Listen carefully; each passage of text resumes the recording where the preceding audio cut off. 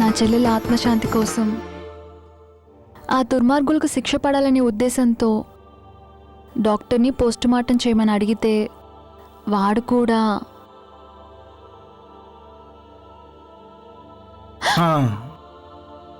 మార్చిరీలో మీ చెల్లెలి శవం ఉందమ్మా. పోస్టుమార్టం చేస్తే అసలు దోషులు బయటపడతారు.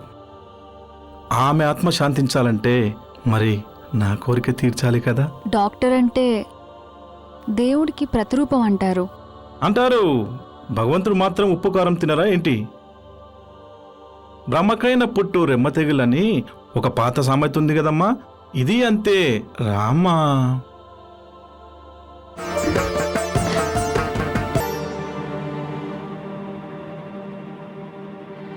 అలా డాక్టర్ కోరిక తీర్చి పోలీస్ స్టేషన్కి వెళ్ళి కేసు పెడితే ఎస్ఐ కూడా నన్ను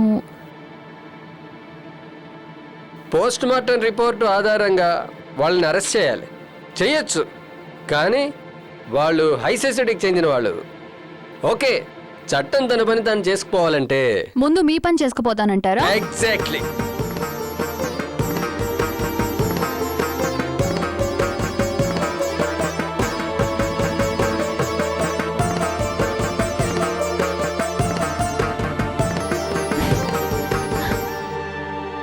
బాగా ఆలోచించు.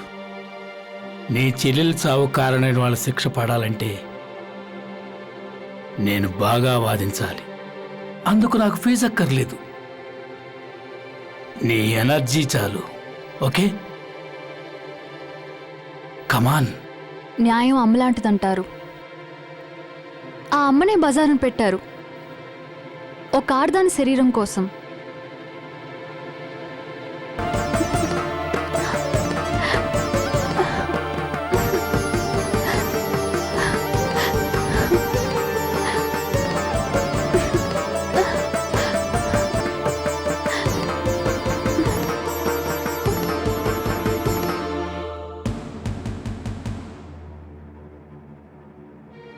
అలా ఎస్ఐ కూడా, లాయర్ కూడా, ఇలా అందరి కోరికలు తీర్చిన తర్వాత కూడా నా చెల్లెలకి న్యాయం జరగలేదు. మానసికంగా నా చెల్లెలు, శారీరకంగా నేను పతనమయ్యాం. మరి ఆ ముగ్గురు? మా జీవితాలు నాశనం చేసిన ఆ ముగ్గురిని చిత్రవద చేసి నా చేతులతోనే చంపేశాను. కానీ నేను చేసిన ఆ పాపాలకి ఏ పాపం ఎరుగని మా బాబాయ్ ఆ హత్యలన్నీ తనపైన వేసుకుని యావజ్జీవ శిక్ష అనుభవిస్తున్నాడు.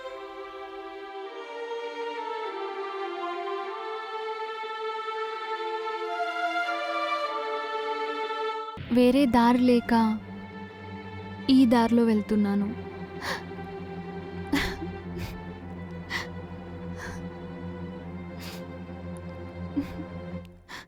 అయినా సరే నేను నిన్ను పెళ్లి చేసుకుంటాను.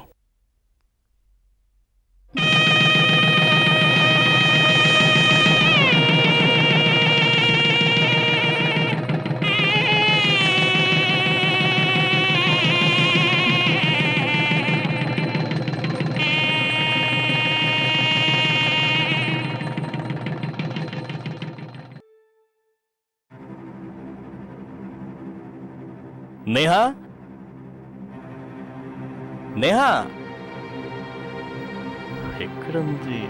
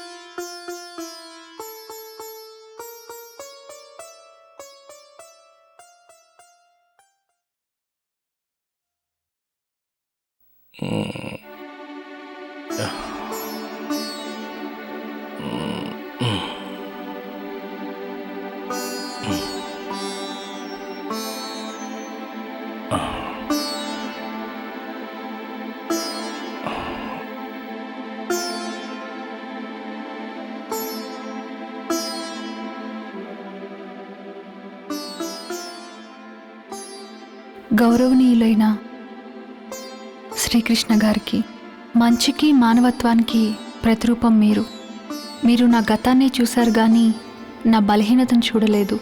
మీలాంటి వ్యక్తిని పెళ్లి చేసుకోవడమే ఎన్నో జన్మల పుణ్యం.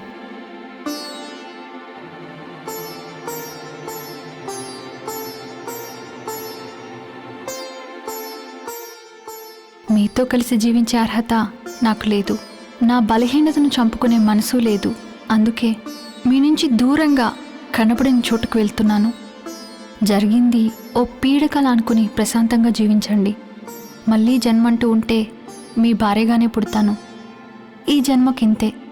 సెలవు. నీ భార్య కాని నేహ.